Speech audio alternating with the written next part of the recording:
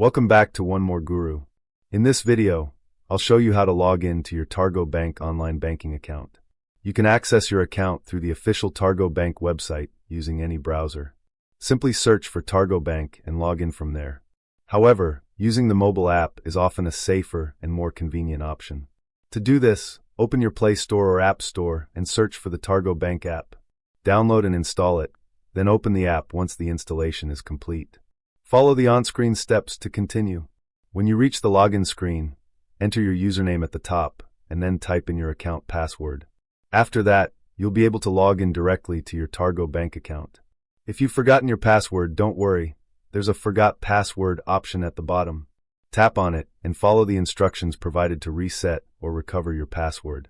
That's how you log in to your Targo Bank account. I hope this video helped you out.